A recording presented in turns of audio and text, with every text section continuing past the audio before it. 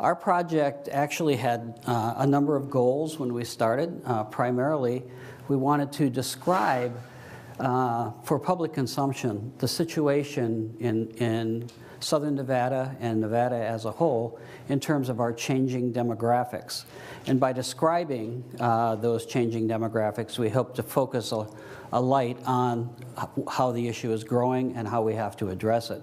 The second aspect of our project was to talk to some school people in highly impacted schools in terms of high concentrations of ELL and culturally diverse learners, and see what they thought were the important factors in addressing this problem. A third aspect was creating a statistical or numeric description in Clark County School District of exactly how many ELL and culturally different students are enrolled in the schools, and a short discussion about what the district is actually attempting to do about this issue. And the final aspect of our project was to create collaborations with a number of entities to create programs to address the poor academic performance of linguistically and culturally diverse learners. So I'll start with the beginning, talking about the demographics, and we'll end up with the future projects. So, demographic data. These data are meant to demonstrate to you that Nevada is changing, and is changing at a very rapid pace. For example, states with the largest Hispanic share of the total population, Nevada ranks, sixth. And you can see that this is largely a southwestern issue. A lot of linguistically different students are moving into the Southwest. And one of the organizations that we belong to is called SciPi, which is an organization of Southwestern universities. The only state on there that is not participating in this group is California at this point. And one of our goals in this academic organization is to address the issues of the Southwest. One of the primary issues being culturally and linguistically diverse learners in our public schools. Also, 1 in 2 Nevadans is from a minority group. You can see up here initially that 54% of the population of the adults is white, and the rest now in our state is minority. So almost 1 in 2. Oh, you're blocking the... Am I blocking? No? There we go. Oops. This thing is touchy. All right, back. There. Okay. 3 in 5 children in Nevada are from minority or racial ethnic groups. Well, the purpose of this slide is to tell you, well, the demographics in the adult population of Nevada are changing pretty dramatically. They're changing even more dramatically among the children. So right now, 3 of 5 children, 60%, are from racial or ethnic minorities.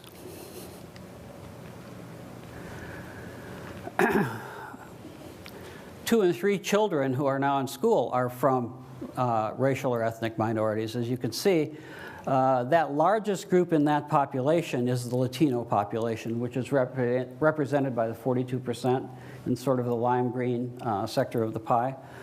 And many of the Latino students who come into Nevada do not speak English as their first language. Hence, you're going to see a huge impact on our educational institutions as these students begin to matriculate. Racial generation gap. I think you've been able to infer that from some of the earlier slides, but just to make it very clear, percent of white in Nevada, number 3, 39.5. Percent of adult white, 58.9. That's a drop of almost 20%. That's third largest in the United States. Las Vegas experienced the second greatest demographic pivot in racial composition of its child population 2000 to 2010. So percent of the population that is white in 2010, 33%. That's 14% lower than it was in 2000. So in this 10-year period, we've dropped almost a third of our population in terms of the mix. So what does this kind of tell us for education? Latinos make up 43% of CCSD students. In 2009, 2010, 50% of the third graders were Latino students. What this tells us is this trend is clear and it's growing. It's very likely that very soon Clark County School District will become a majority minority district, if they haven't already. Yeah. They have? They have now crossed the line. 51% of those Latino students in third grade are identified as ELL students. The problem is that ELL students tend to perform less well academically than their Caucasian counterparts, as you can see. Generally, these students perform 15% lower in reading and 9% lower in math. And one of the goals of our project was to identify exactly why this kind of lesser performance is occurring. And I'll talk more about that a little bit later. LeAnn? Okay. So in our project, we did both quantitative and qualitative results. And for the qualitative piece, we interviewed principals from 10 of the schools that were identified with CCSD as this high-density population of ELL students. So we went and talked with the principals to find out background information about their programs and also what do they see as some of the biggest issues that they have.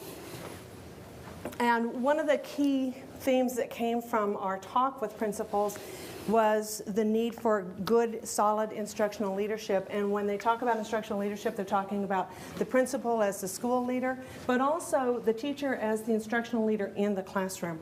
So when we have staff development that targets teachers as instructional leaders, then the principals feel that that can help with their working with the students who are culturally and linguistically diverse. The mindset, the principals told us, was meeting the needs of all kids individually and regardless of English language learner status, but we'll talk about that in just a moment, how we might see that change slightly. Their goal then was to use the best instructional practice, and then by instructional practice, they're also talking about referring to having additional adult interactions so that we inculcate the schools with more tutoring, more adult-child interaction, and hopefully that will optimize language usage. And the one quote that kind of popped out from this was, "Children will be successful if they stay with us." And that's referring to the transition rate that often happens in these highly impacted schools. Whoops, there we go. I think I'm going the wrong way. You went back. I went back. Yeah, you gotta go. I'm going further back. Sorry, this is anti-intuitive. There we go. Okay, in terms of professional development, they wanted to see more teachers with TESOL endorsement, that's teaching English as a second language. They all primarily use HQSI, which is high quality sheltered instruction, and that's a technique for using English only, but facilitating the English so that it's easier for kids to understand it. And then they also talked about the need for ELL specialists, people who know about language acquisition and can help these students. And they talk about HQSI saying you can call it high quality, but basically it's just good teaching strategy and instruction that we need to be developing and using in all of our programs. In terms of curriculum and teaching strategies, this is what we found. Pretty much all of the schools that we looked at were Title I schools, meaning that they had a high population of students having free or reduced lunch. They basically use Trophies, which is a basal reader, or they use Voyager, which is a reading intervention program. That was pretty common. However, there were some with supplemental programs, such as Rosetta Stone, Imagine Learning. Both of those are oriented toward the English language learner. Lexia, Reading A to Z, Walk to Read, and Leapfrog. Those are not necessarily ELL. Those are helping kids learn to read.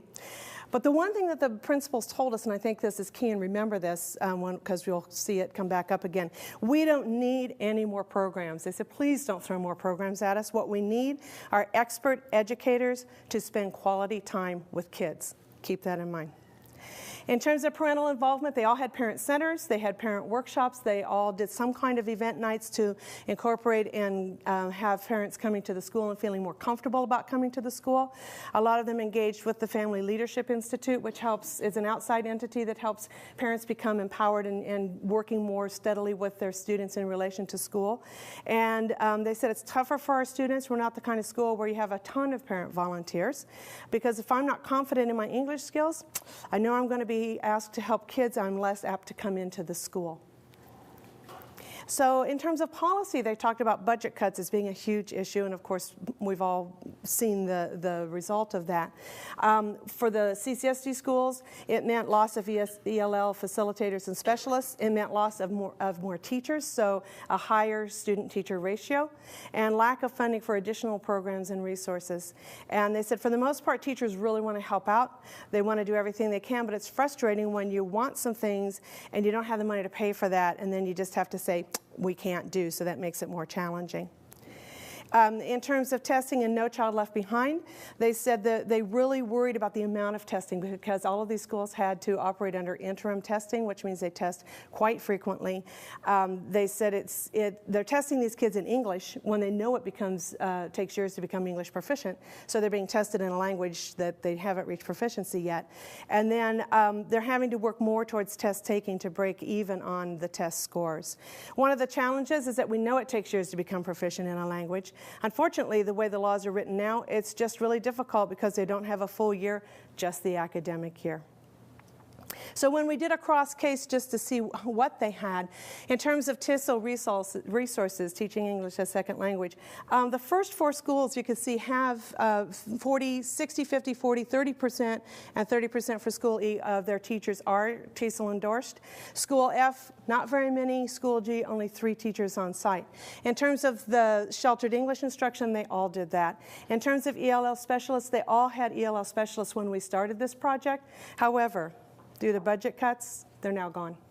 So they no longer have those people working in their schools.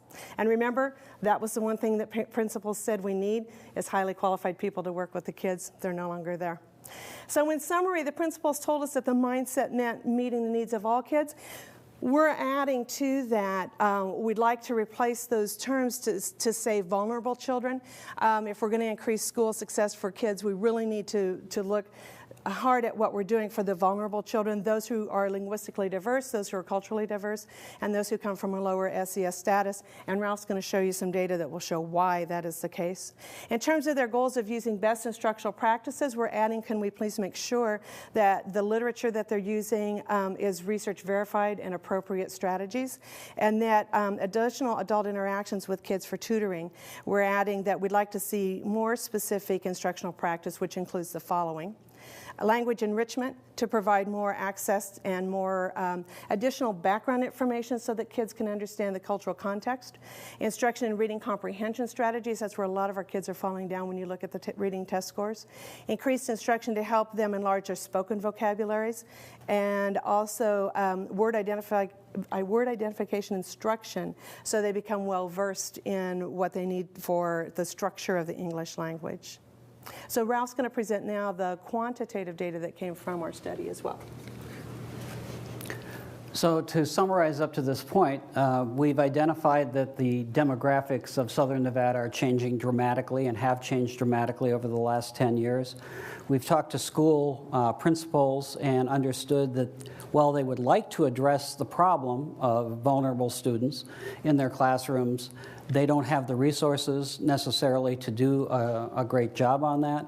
And then we saw, as a result of the budget cuts, that their resources were cut even to a greater degree. So I want you to look at this listing of schools. I just picked these schools because these are part of some of the schools we worked with, but also they are schools that represent the issue within each school about how many ELL, how many culturally different, and how many low SES students are enrolled at the school.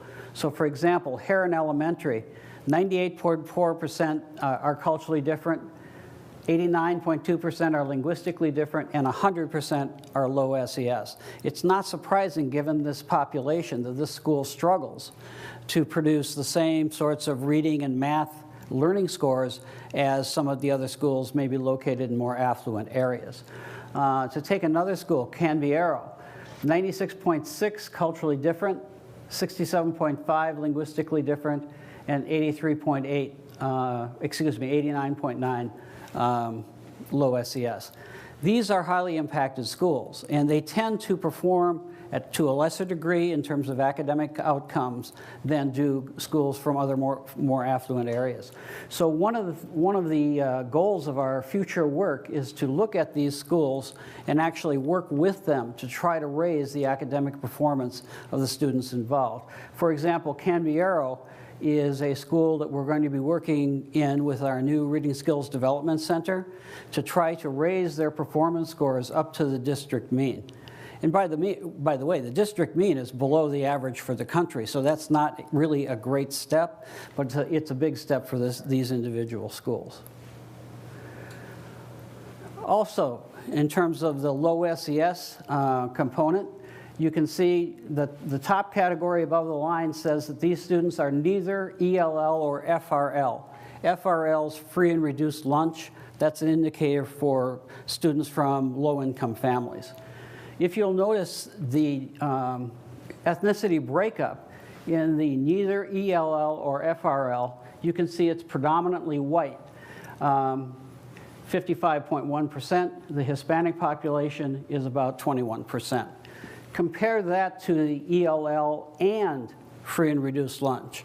Kids who are linguistically diverse and come from poor families. You can see that there's only about 15.6% of this population is white, while a staggering almost 60% of this population is Hispanic.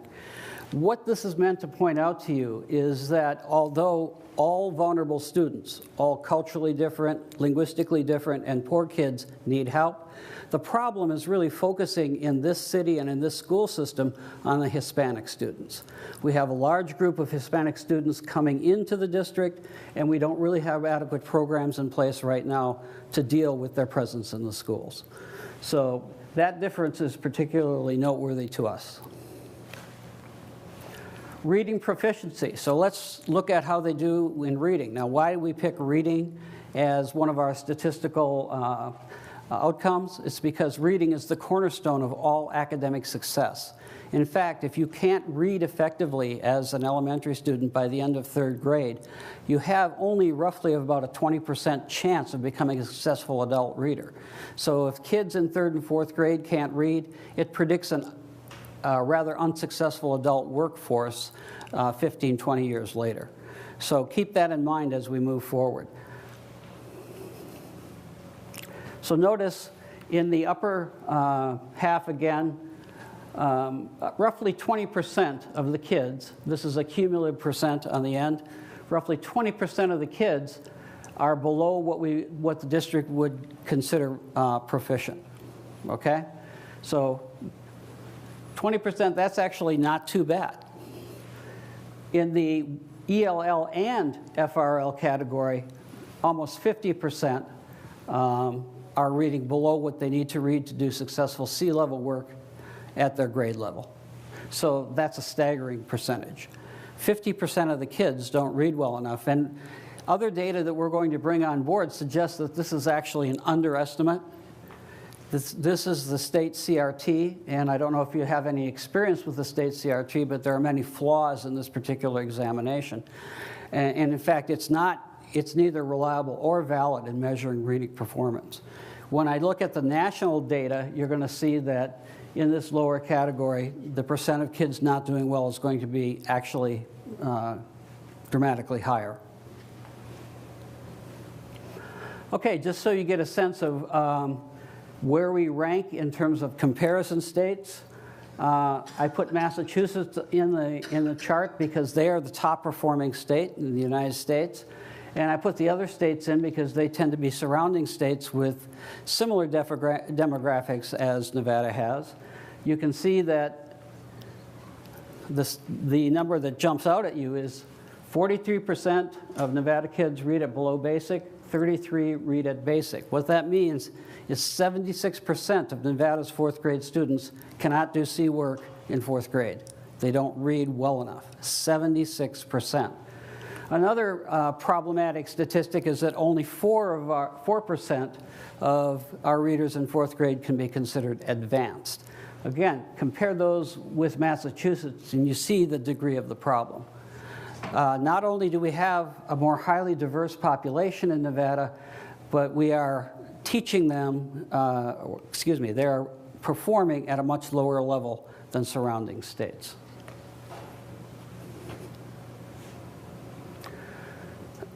This is actually, these statistics are taken from the NAEP test. The NAEP is a national, it's called the National Assessment of Educational Progress, or the nation's report card. It's considered a highly valid and reliable test. You can see that actually these scores right here don't mean a lot. What's important is the national rank.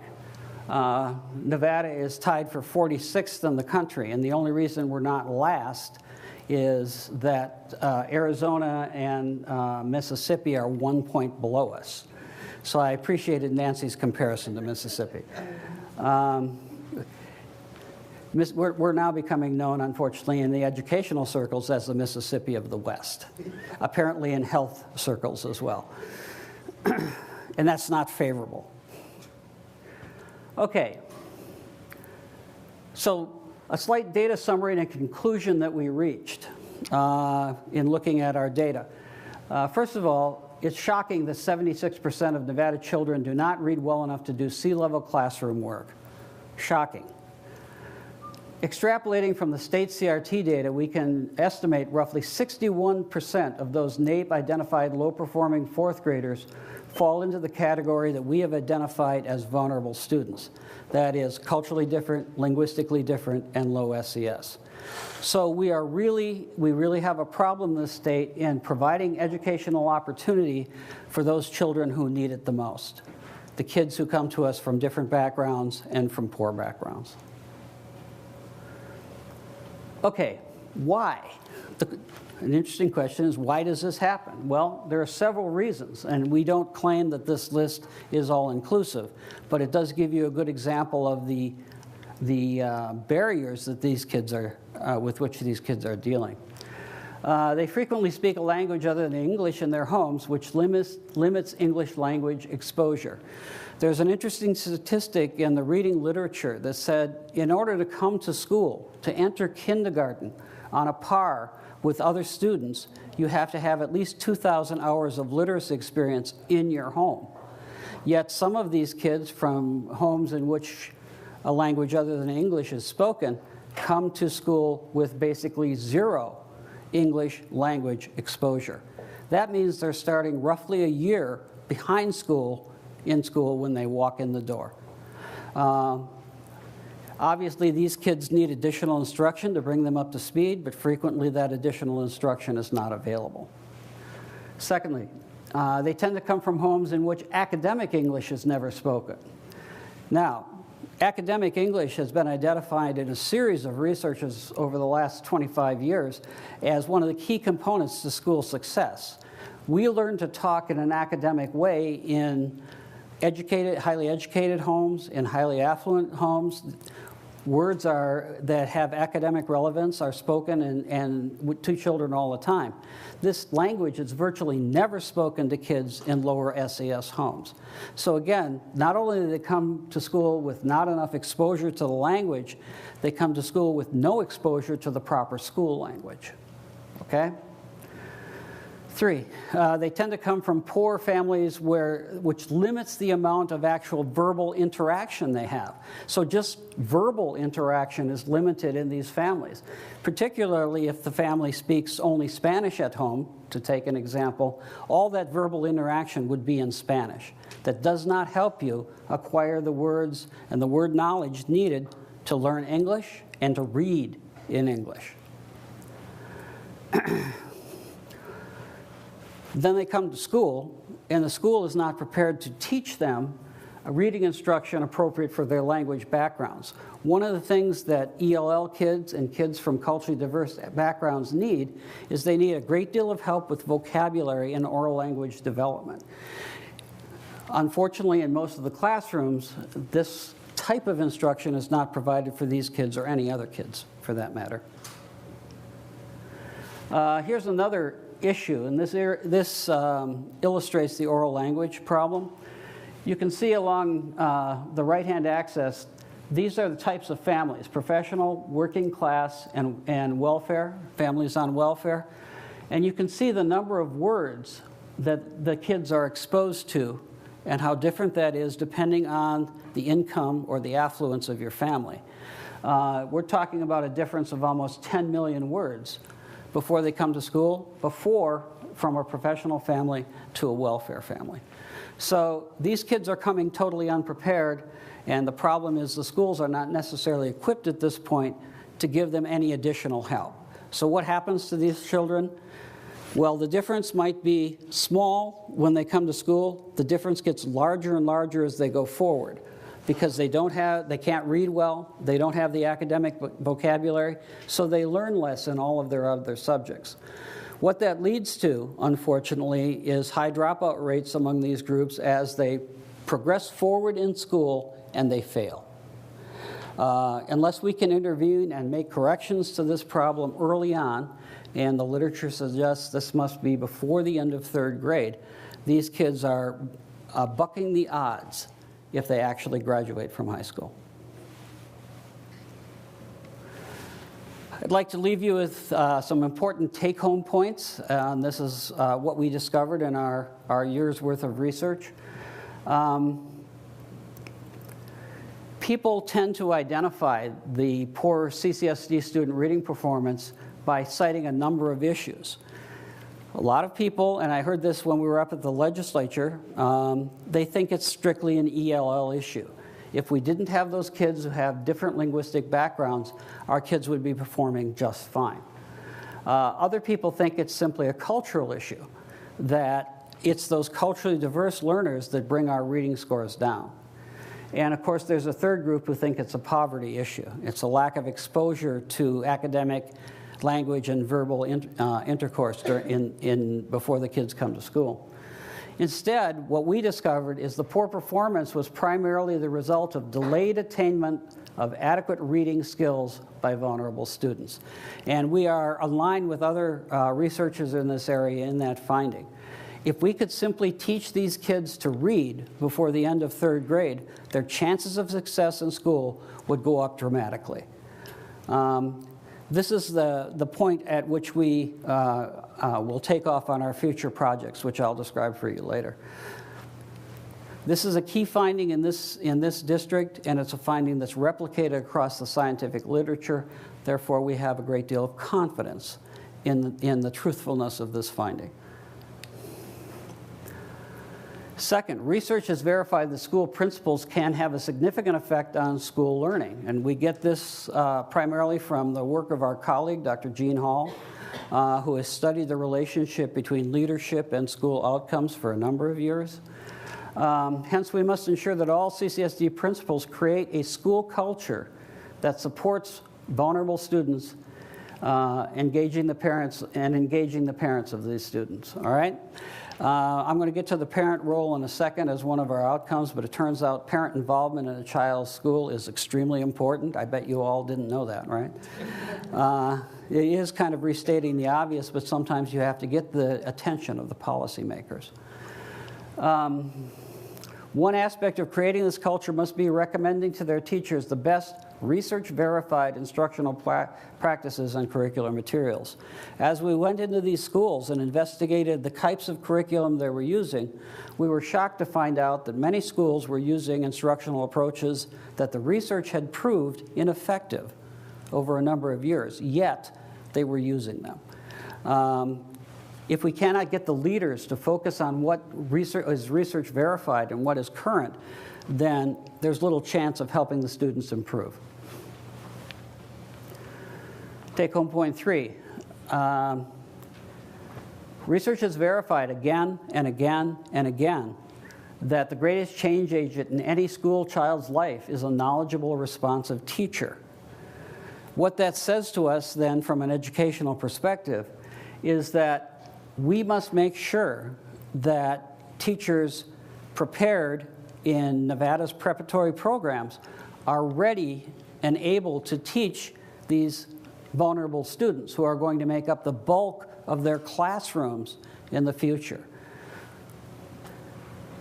We also must make sure that teachers are using the best research-verified instructional techniques and curriculum materials. So they have to be trained in a slightly different way, and they have to be provided with slightly different materials in order to address this issue. And Ralph, the notion of the responsive teacher speaks to Gwen's research as well. As some of the students there indicated, if the teachers had been more responsive to them, perhaps they wouldn't end up in the schools where they are. So. Exactly. Okay, current and future steps. We really entered this process by using the Lincy grant as a starting point, not an ending point for our research. So part of what we were trying to do is leverage the Lincy grant into larger projects and additional external funding. We viewed that as part of the goal of our Lincy sponsors, and so I want to tell you a little bit about how we've gone forward and attempted to do that. We have 3 projects now that originated in our Lincy Fellowship, but are moving now on their own. Always in search, however, of additional funding. First of all, we created the CCSD UNLV Reading Skills Development Center to assist young vulnerable children in acquiring adequate reading skills before the end of 3rd grade. As I said before, we identified this as one of the chief factors that's holding kids back. This project has gone very well. We actually presented a bill to the Nevada legislature in the spring, SB 216. It was very favorably received, but during a time of budget cuts, it was not funded. They have asked us, however, to present the bill again. This center, however, has moved forward because Clark County School District thought the idea was very worthwhile and was willing to invest a great deal of money in making it happen. They see this as one of the solutions to their problems of raising reading scores in the district. So the grand opening will be December 9th, 2012. I'm sure you'll see an article in the newspaper after that point. We intend to conduct pilot studies in 2 CCS elementary schools in the spring of this year to make sure that the instructional packages and assessment packages that we're going to use for the children are working properly. We'll have a full scale-up in Clark County School District likely in the fall of 2012. And what we mean by a full scale-up is probably we'll move from 2 schools to 10 schools to 30 schools to 50 schools as we go along. Part of the problem is this takes resources in terms of people who know what they're doing and know how to assess and know how to focus on proper instruction, and we'll build that team as we go. We have a skeleton team now of about 15 people, and we intend to submit grants to support this project so we can enlarge to a staff closer to 50 by the end of 5 years.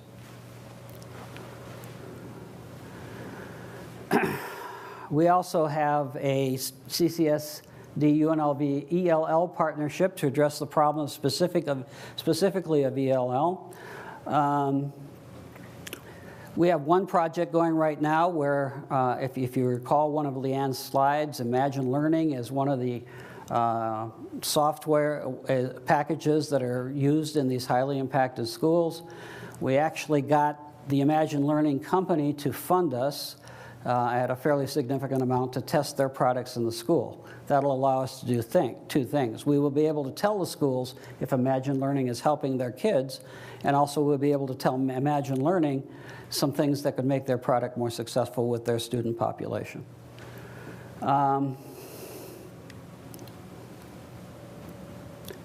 A second project that we're continuing is to look at more schools in the same way that we did in this project. So we're going to look at what they're teaching in terms of curricula for their ELL students. We'll also talk to their principals in the same way we've done in the past. And what we're going to try to do is present the district superintendent and deputy superintendent with a plan at the end of another year that will help them have a strategic orientation towards solving their ELL problem. And in fact, Dr. Putney is now a member of their ELL planning team at the district. So we've made good inroads into that partnership, and we're intending to continue forward with it. We've initiated a project to help vulnerable children enroll and succeed in college. We originally got funded for this project. Interestingly, the Department of Education, the National Department of Education, then withdrew the money, saying that Nevada needed to spend more per pupil on education to qualify for the funds, which struck us as a little odd, because if you're not spending enough money now, maybe the extra money would come in handy that they could give us. But since Nevada is not up to compliance, it's ineligible for certain educational grants, which was a stumbling block that we had no knowledge of until this happened to us. Anyway, we're doing the project without funding anyway. And the project has two aspects. First of all, we're going to be teaching classes in some high schools that focus on the kinds of skills and knowledge that students need, vulnerable students need to succeed in college. We're going to be teaching them financial literacy, study skills, comprehension skills, some discussions of motivation, time management, comprehension and writing skills. But almost more importantly than that, we're going to bring them to campus next summer and meet with professors in their areas of interest so that they understand that there's a place for them in college and they can succeed. Another aspect of this project is we're going to introduce them to students who are something like them in terms of linguistic and cultural background, but have already succeeded here at UNLV. One of the things that we uncovered from these students is that one of the reasons they don't stay in college is they feel socially isolated. And we thought that perhaps by linking them with students who are already succeeding here and already students on this campus, that we could help facilitate their social life, as well as giving them the skills to succeed when they arrived on campus. That project then is starting this January. Okay. A continuation of this project, we've begun to understand that we have to get the parents involved, that it's not enough just to speak to the students. So a continuation of this project is we're actually going to start talking to the students and their parents, first at 5th grade, and then at 8th grade, and then in high school. Because we want to build the idea in these families that going to college is possible for these students, succeeding in college is possible for these students. Right now, when you talk to the parents, they have no idea that their children even have the opportunity to go to college, much less are they thinking about sending them. So a continuation of this project, which we hope to fund in future years, we're already collaborating with some faculty at Kansas State University to fund this project on, I've forgotten the grant call, but fund this project for the following year. And we will be intervening at these 3 grade levels. Finally, we've discovered that we have to involve parents actually in all aspects of our work, because it's the parents who provide the environment, the motivation, the context to succeed in school. As you heard from Gwen's research, some students don't see elementary school as even as important. By the way, that comes also from their parents. So the parents provide an environment or a context where education is not stressed. Students then reflect that back as they move forward, which is why I think middle school is such a time of upheaval for students, because they're old enough to start making their own decisions, and many of them choose not to continue in school. Thank you.